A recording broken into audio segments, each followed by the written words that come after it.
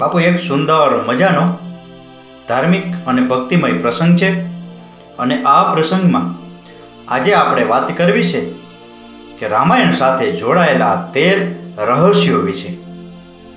ભગવાન શ્રીરામ અને દેવી સીતાના જન્મ અને જીવન યાત્રાનું વર્ણન કરતી આ મહાકાવ્યને રામાયણ તરીકે ઓળખવામાં આવે છે. મૂળ રામાયણની રચના ઋષિ વાલ્મીક દ્વારા કરવામાં આવી હોવાનું માનવામાં આવે છે. ત્યારબાદ તુલસીદાસ અને એકનાથ જેવા ઘણા અન્ય સંતો અને વૈદિક વિદ્વાનોએ પણ અન્ય આવૃત્તિઓની રચના કરી છે. દરેક સંસ્કરણોમાં વાર્તાનું અલગ રીતે વર્ણન છે, તેમ છતાં મૂળભૂત રૂપરેખા સમાન છે. આપણામાંથી મોટાભાગના લોકો રામાયણની વાર્તા જાણે છે, પરંતુ આ મહાકાવ્ય સાથે જોડાયેલા કેટલાક અજાણ્યા રહસ્યો છે, જે આજે આપણે રામાયણ સાથે જોડાયેલા 13 રહસ્યો વિશે વાત કરવી છે. પ્રથમ રહસ્ય છે ગાયત્રી મંત્ર. ગાયત્રી મંત્ર રામાયણના દરેક 1000 શ્લોક પછીના પહેલા અક્ષરથી બનેલો છે. ગાયત્રી મંત્રમાં 24 અક્ષરો છે અને વાલ્મીકી રામાયણમાં 24,000 શ્લોકો છે. ગાયત્રી મંત્ર રામાયણના દરેક 1000 શ્લોક પછીના પહેલા અક્ષરથી બનેલો છે. આ મંત્ર આ પવિત્ર મહાકાવ્યનો સાર છે. ગાયત્રી મંત્રનો સૌપ્રથમ ઉલ્લેખ ઋગ્વેદમાં થયો હતો. ત્યારબાદ બીજું રહસ્ય છે રામ, લક્ષ્મણ, ભરત અને શત્રુઘ્ન ઉપરાંત રાજા દશરથને એક પુત્રી પણ હતા. ભગવાન શ્રી રામના માતા પિતા અને ભાઈઓ વિશે મોટાભાગના લોકો જાણે છે, પણ બહુ ઓછા લોકો જાણે છે કે તેમની એક બહેન હતી, એમનું નામ શાંતા હતું અને તેમના 4 ભાઈઓ કરતાં ઘણી મોટી હતી. તેમની માતા કૌશલ્યા હતી. એવું માનવામાં આવે છે કે અંગ દેશના રાજા રોમપદ અને તેમની રાણી વર્ષિણી એકવાર અયોધ્યાની મુલાકાતે આવ્યા હતા. તેમને કોઈ સંતાન નહોતું. જ્યારે રાજા દશરથને તેમની વાતચીત દરમિયાન આ વાતની ખબર પડી, ત્યારે તેમણે કહ્યું કે હું મારી પુત્રી શાંતા તમને બાળક તરીકે આપીશ. અને આ સાંભળીને રોમપદ અને વર્ષિણી ખૂબ જ ખુશ થયા. તેમણે તેનો ખૂબ જ પ્રેમથી ઉછેર કર્યો અને માતા પિતાની બધી ફરજો બજાવી. એક દિવસ જ્યારે રાજા રોમપદ તેમની પુત્રી શાંતા સાથે વાત કરી રહ્યા હતા, ત્યારે એક બ્રાહ્મણ દરવાજા પર દેખાયો અને રાજાને રાજદરબાર વતી વરસાદની ઋતુમાં ખેતરો ખેડવામાં મદદ કરવા માટે વિનંતી કરી. રાજાએ આ વાતને અવગણી કાને ધરી નહીં અને પોતાની પુત્રી શાંતા સાથે વાત કરવાનું ચાલુ રાખ્યું. નાગરિકની વિનંતીઓ અવગણવામાં આવતા બ્રાહ્મણ દુઃખી થયો અને રાજા રોમપદનું રાજ્ય છોડીને જતો રહ્યો. આ બ્રાહ્મણ ઇન્દ્રદેવનો ભગત હતો. રાજા રોમપદ પર પોતાના ભક્તની અવગણના કરવા બદલ ઇન્દ્રદેવ ગુસ્સે થયા અને રોમપદના રાજ્યમાં પૂરતો વરસાદ ન થવા દીધો. પરિણામે ખેતરોમાં પાક સુકાઈ જવા લાગ્યો અને આ સંકટના સમયમાં રાજા રોમપદ ઋષિઓ શૃંગ ઋષિ પાસે ગયા અને તેમને આ ઉકેલ વિશે પૂછ્યું. શૃંગ ઋષિએ તેમને ભગવાન ઇન્દ્રને પ્રસન્ન કરવા માટે યજ્ઞ કરવાની સલાહ આપી. ઋષિ શૃંગ ઋષિની મદદથી રાજા રોમપદે યજ્ઞ કર્યો. નદી, નાળા અને સરોવરો પાણીથી ભરાઈ ગયા અને આ પછી રાજા રોમપદે ઋષિ શૃંગ ઋષિ સાથે પોતાની પુત્રી શાંતાના લગ્ન કર્યા અને તેઓ સુખેથી જીવન જીવવા લાગ્યા. અને પાછળથી ઋષિ શૃંગ ઋષિએ રાજા દશરથની પુત્ર માટેની ઈચ્છા પૂરી કરવા માટે પુત્ર કામેષ્ટી યજ્ઞ કર્યો. તેમણે જ્યાં આ યજ્ઞ કર્યો હતો એ સ્થળ અયોધ્યાથી લગભગ 39 કિલોમીટર પૂર્વમાં આવેલું છે અને તેમનો આશ્રમ અને તેમની પત્નીની સમાધિઓ હજુ પણ ત્યાં અસ્તિત્વમાં છે. ત્રીજા રહસ્ય વિશે વાત કરીએ તો ભગવાન શ્રીરામ વિષ્ણુના અવતાર છે અને તેમના બીજા ભાઈઓ કોના અવતાર હતા? લક્ષ્મણને શેષનાગનો અવતાર માનવામાં આવે છે, જે ભગવાન વિષ્ણુ માટે ક્ષીરસાગર એટલે કે દૂધનો સમુદ્રમાં રહે છે. ભરત અને શત્રુઘ્નને અનુક્રમે સુદર્શન ચક્ર અને શંખના અવતાર માનવામાં આવે છે, જે ભગવાન વિષ્ણુ દ્વારા ધારણ કરવામાં આવ્યા છે. ત્યારબાદ ચોથા રહસ્ય વિશે વાત કરીએ તો સીતાજીના સ્વયંવરમાં વપરાયેલ ભગવાન શિવના ધનુષ્યનું નામ શું હતું? આપણામાંથી મોટાભાગના લોકો જાણે છે કે ભગવાન શ્રીરામે સીતાજી સાથે સ્વયંવર દ્વારા લગ્ન કર્યા હતા અને એ સ્વયંવર માટે ભગવાન શિવના ધનુષ્યનો ઉપયોગ કરવામાં આવ્યો હતો અને જેને રાજકુમારોએ પ્રત્યંચા ચડાવવાની હતી, પરંતુ બહુ ઓછા લોકો જાણે છે કે ભગવાન શિવના એ ધનુષ્યનું નામ પિનાક હતું. પાંચમું રહસ્ય છે લક્ષ્મણને ગુડાકેશ તરીકે શા માટે ઓળખવામાં આવે છે? એવું માનવામાં આવે છે કે લક્ષ્મણ પોતાના ભાઈ અને ભાભીની રક્ષા માટે 14 વર્ષના વનવાસ દરમિયાન ક્યારેય સૂતા નહોતા અને આના કારણે તેમને ગુડાકેશ તરીકે ઓળખવામાં આવે છે.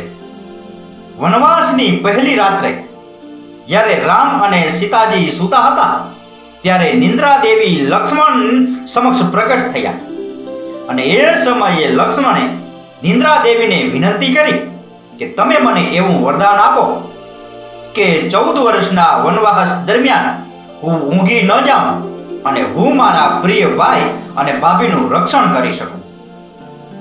લક્ષ્મણજીની વાતથી પ્રસન્ન થઈ અને નિંદ્રા દેવીએ કહ્યું કે જો કોઈ તમારા વતી 14 વર્ષ સુધી સૂઈ રહે તો તમને આ વરદાન મળી શકે. અને ત્યાર પછી લક્ષ્મણની સલાહ પર નિંદ્રા દેવી લક્ષ્મણની પત્ની અને સીતાજીની બહેન ઉર્મિલા પાસે ગયા. ઉર્મિલાએ લક્ષ્મણના સ્થાને સુવાનું નક્કી કર્યું અને પૂરા 14 વર્ષ સુધી સૂતા રહ્યા. ત્યારબાદ છઠ્ઠું રહસ્ય છે ભગવાન શ્રીરામ, લક્ષ્મણ અને સીતાજી તેમના વનવાસ દરમિયાન જ્યાં રોકાયા હતા એ જંગલનું નામ શું હતું? આપણે બધા રામાયણ મહાકાવ્યની વાર્તા જાણીએ છીએ. ભગવાન શ્રીરામ અને સીતાજી લક્ષ્મણ સાથે 14 વર્ષ માટે વનવાસ ગયા અને રાક્ષસોના રાજા રાવણને હરાવી તેમના રાજ્યમાં પાછા ફર્યા. આપણામાંથી મોટાભાગના લોકો જાણે છે કે ભગવાન શ્રીરામ, લક્ષ્મણ અને સીતાજીએ ઘણા વર્ષો જંગલમાં વિતાવ્યા હતા, પરંતુ બહુ ઓછા લોકો એ જાણે છે કે જંગલનું નામ શું હતું જ્યાં ભગવાન શ્રીરામ, માતા સીતાજી અને લક્ષ્મણે પોતાનો વનવાસ વિતાવ્યો હતો. એ જંગલનું નામ હતું દંડકારણ્ય. આ જંગલ આશરે 35,600 ચોરસ માઇલમાં ફેલાયેલું હતું અને જેમાં હાલના છત્તીસગઢ, ઓરિસ્સા, મહારાષ્ટ્ર અને આંધ્રપ્રદેશનો સમાવેશ થાય છે. અને એ સમયે આ જંગલ સૌથી ભયાનક રાક્ષસોનું ઘર માનવામાં આવતું હતું. તેથી તેનું નામ દંડકારણ્ય રાખવામાં આવ્યું હતું, જ્યાં દંડનો અર્થ થાય છે સજા અને અરણ્યનો અર્થ થાય છે વન, અને એને કારણે આ વનને દંડકારણ્ય નામ આપવામાં આવ્યું હતું. ત્યારબાદ સાતમું રહસ્ય છે લક્ષ્મણ રેખા. સમગ્ર રામાયણ કથામાં સૌથી રસપ્રદ પ્રકરણ લક્ષ્મણ રેખાનું પ્રકરણ છે, જેમાં લક્ષ્મણ જંગલમાં પોતાની ઝૂંપડીની આસપાસ એક રેખા દોરે છે. જ્યારે ભગવાન શ્રીરામ સીતાજીના કહેવા પર એક હરણને પકડી અને મારી નાખવાનો પ્રયાસ કરે છે, ત્યારે હરણ રાક્ષસ મારીચનું રૂપ ધારણ કરે છે. અને જ્યારે મારીચ મરતા હતા ત્યારે તેણે રામના અવાજમાં લક્ષ્મણ અને સીતાજી માટે બૂમ પાડી અને આ સાંભળી અને સીતાજીએ લક્ષ્મણને તેના ભાઈની મદદ કરવા માટે વિનંતી કરી, કારણ કે એવું લાગતું હતું કે કોઈ મોટી મુશ્કેલીમાં છે. શરૂઆતમાં લક્ષ્મણ સીતાજીને જંગલમાં એકલી છોડવા માટે તૈયાર ન હતા, પરંતુ સીતાજીની વારંવાર વિનંતીઓ પછી તેમણે નમ્રતા દાખવી અને ત્યારબાદ લક્ષ્મણે ઝૂંપડીની આસપાસ એક રેખા દોરી અને સીતાજીને તેમાં અંદર રહેવા વિનંતી કરી અને ચેતવણી આપી કે જે કોઈ તેને ઓળંગવાનો પ્રયાસ કરશે તે બળીને રાખ થઈ જશે. ત્યારબાદ 8મું રહસ્ય છે, રાવણ એક ઉત્તમ વીણા વાદક હતો. રાવણ બધા રાક્ષસોનો રાજા હતો. બાળપણમાં તેના 10 માથા હોવાથી બધા તેનાથી ડરતા હતા. તેને ભગવાન શિવ પ્રત્યે ખૂબ જ ભક્તિ હતી અને એ વાત જાણીતી છે કે રાવણ એક મહાન વિદ્વાન હતો અને તેણે વેદોનો અભ્યાસ કર્યો હતો. પરંતુ શું તમે જાણો છો કે રાવણના ધ્વજ પર વીણાનું પ્રતીક કેમ હતું? કારણ કે રાવણ એક ઉત્તમ વીણા વાદક હતો અને આ કારણે તેના ધ્વજમાં વીણાનું પ્રતીક હતું. જોકે રાવણને આ કળાને વિકસાવી હતી અને તેણે આ વાદ્ય વગાડવામાં ખૂબ જ મજા આવતી હતી. ત્યારબાદ 9મું રહસ્ય છે, ઇન્દ્રની ઈર્ષાને કારણે કુંભકર્ણને સૂવાનું વરદાન મળ્યું. રામાયણમાં એક રસપ્રદ વાર્તા છે જે કાયમ માટે સૂઈ રહેલા કુંભકર્ણની છે. કુંભકર્ણ રાવણનો નાનો ભાઈ હતો જે ખૂબ જ મોટું શરીર ધરાવતો હતો અને તે ખામુજરો પણ હતો. રામાયણમાં કુંભકર્ણ 6 મહિના સુધી સતત સૂતો, ફક્ત એક જ વાર ખાવા માટે જાગતો અને પછી બીજા 6 મહિના સુધી સૂતો હોવાનું વર્ણન છે. પણ શું તમે જાણો છો કે કુંભકર્ણને ઊંઘવાની આદત કેવી રીતે પડી? એકવાર એક તપના અંતે પ્રજાપતિ બ્રહ્માજી કુંભકર્ણ સમક્ષ હાજર થયા અને તેમને વરદાન માંગવાનું કહ્યું. કુંભકર્ણ વરદાન તરીકે ઇન્દ્રાસન માગશે અને એ ડરથી ઇન્દ્ર દેવી સરસ્વતીને કુંભકર્ણની જીભ પર બેસવા વિનંતી કરી અને જેથી તે ઇન્દ્રાસનને બદલે નિંદ્રાસન માગે. અને આમ ઇન્દ્રની ઈર્ષાને કારણે કુંભકર્ણને ઊંઘનું વરદાન મળ્યું. ત્યારબાદ 10મું રહસ્ય છે, નાસા અનુસાર રામાયણની વાર્તા અને રામ સેતુ પુલ એકબીજા સાથે જોડાયેલા છે. રામાયણ કથાના અંતિમ તબક્કામાં ભગવાન શ્રીરામ અને લક્ષ્મણ વાનર સેનાની મદદથી લંકા પર વિજય મેળવવા માટે પુલ બનાવ્યો હોવાનું વર્ણન છે અને આ વાર્તા આશરે 1,75,000 વર્ષ જૂની હોવાનું માનવામાં આવે છે. તાજેતરમાં નાસાએ શ્રીલંકા અને ભારતને જોડતા એક પ્રાચીન માનવ સર્જિત પુલ શોધી કાઢ્યો છે. સંશોધકો અને પુરાતત્વવિદો માને છે કે આ પુલનું બાંધકામ રામાયણ મહાકાવ્યમાં વર્ણવેલ પુલના સમયનું છે. નાસાના ઉપગ્રહો દ્વારા શોધાયેલ આ પુલ આદમનો પુલ તરીકે ઓળખાય છે અને લગભગ 30 કિલોમીટર લાંબો છે. ત્યારબાદ 11મું રહસ્ય એ છે કે રાવણ જાણતો હતો કે રામ તેને મારી નાખશે. રામાયણની આખી વાર્તા વાંચ્યા પછી આપણને ખબર પડે છે કે રાવણ એક ક્રૂર અને ભયાનક રાક્ષસ હતો જેને બધા નફરત કરતા હતા.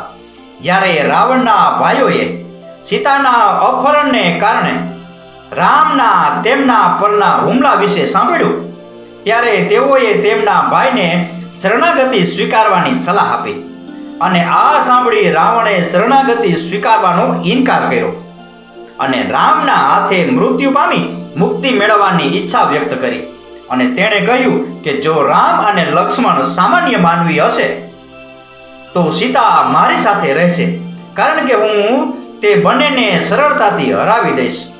પરંતુ જો તેઓ દેવતાઓ હશે તો હું તેમના હાથે મૃત્યુ પામી અને મુક્તિ પ્રાપ્ત કરીશ. ત્યારબાદ 12મું રહસ્ય છે, રામે લક્ષ્મણને મૃત્યુદંડની સજા શા માટે આપી? રામાયણમાં વર્ણવવામાં આવ્યું છે કે કેવી રીતે ભગવાન રામે તેમની ઈચ્છા ન હોવા છતાં પણ તેમના નાના ભાઈ લક્ષ્મણને મૃત્યુદંડની સજા ફટકારી હતી.